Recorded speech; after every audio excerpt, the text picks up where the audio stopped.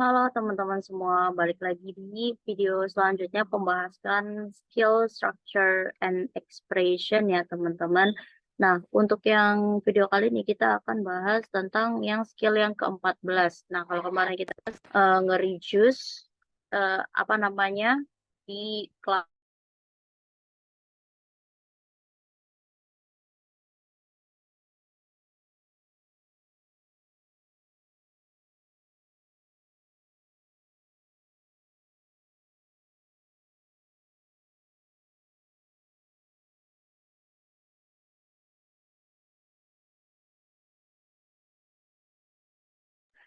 itu kan dia bisa dikurangi kalau semisal yang dikuranginya itu konektor sama verb-nya.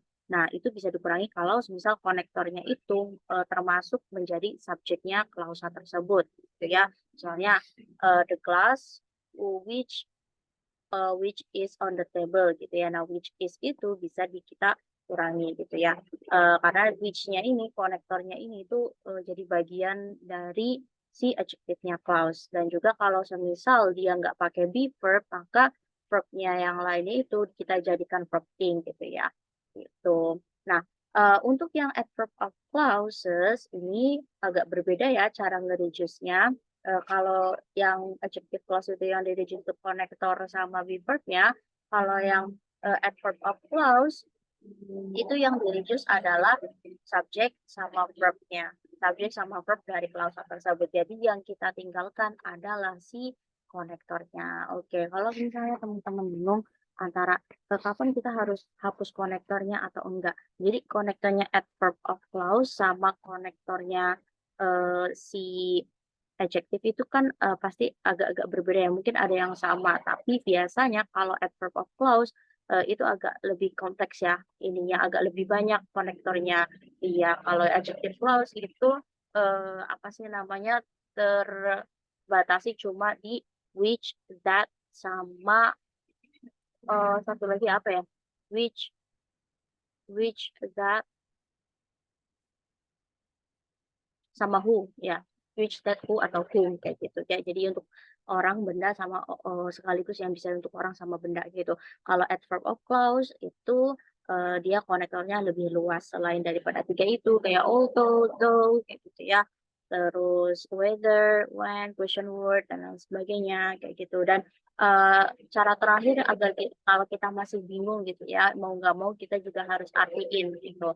Karena kalau semisal eee, adverb of clause itu, dia kalau semisal dihapus konektornya, dia jadinya nggak nyambung ya teman-teman ya, gitu ya. Jadi rather and well, the speaker will take part in seminar. Karena adverb of clause itu biasanya memunculkan si subjeknya. Oke, contohnya lagi when you are ready, nah you are-nya ini bisa kita buang. Jadi when ready, you can begin your speech. Kayak gitu. Oke,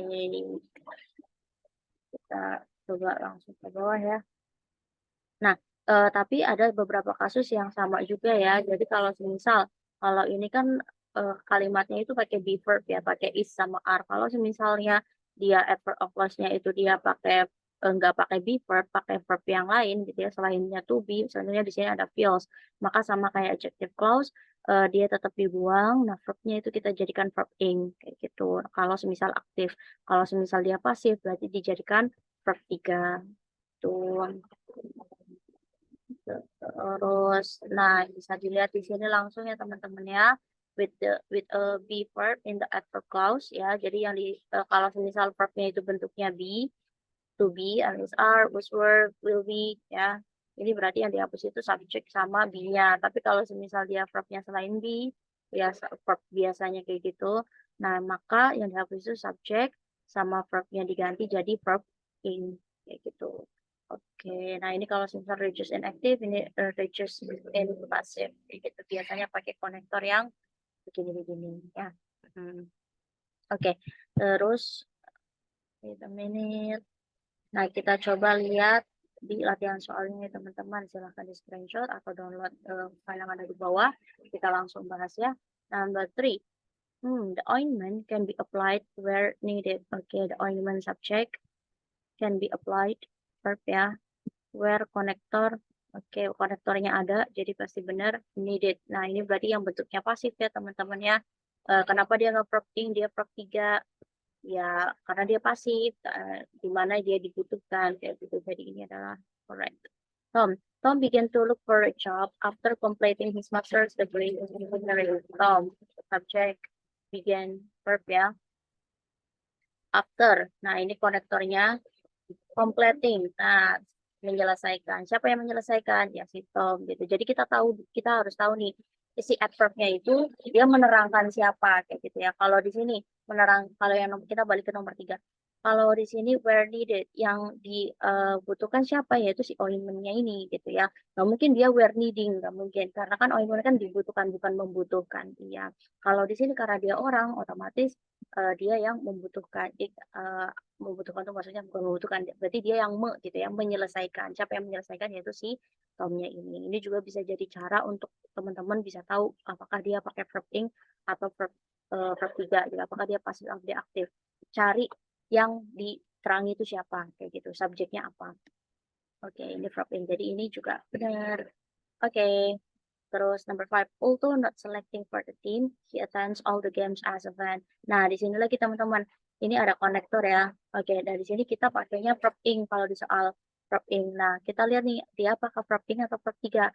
Yang diterangi adalah si he. Berarti dia itu kalau kita artikan walaupun dia tidak yang memilih kan gak nyambung kan. Kalau secara arti akan lebih nyambung kalau misal walaupun tidak terpilih kayak gitu. Jadi ini harusnya not selected. Jadi incorrect. When purchased at the store, the buyer gets guarantee on all items. Oke, saat dibeli. Nah, yang dibeli apa gitu ya? Itemsnya atau bayarnya. Karena subjeknya buyer, otomatis pembeli itu kan membeli, bukan dibeli. Itu harus. Jadi ini when purchasing harusnya. Oke. The medicine is not effective unless taken as directed. Oke, kita lihat subjeknya adalah medicine. Oke, medicine itu diminum atau meminum, ya diminum ya, jadi taken. Verb 3. Jadi benar, di sini ada verbnya juga ada. Oke, di sini ada konektornya. Jadi ini pakai verb 3 pasif. Oke, jadi benar. You should negotiate a lot before buying a new car. Oke, you should. Oke, kamu berarti kan membeli ya, berarti buying. Jangan verb 1 aja. Kalau verb 1 aja salah ya, entah itu verb 3 atau verb ing. Tapi kalau di sini jawabannya adalah verb ing. Jadi ini incorrect. Nah, one purchase, the swimsuit cannot be returned. Nah, ini sama-sama purchase ya, tapi kalau yang ini benar.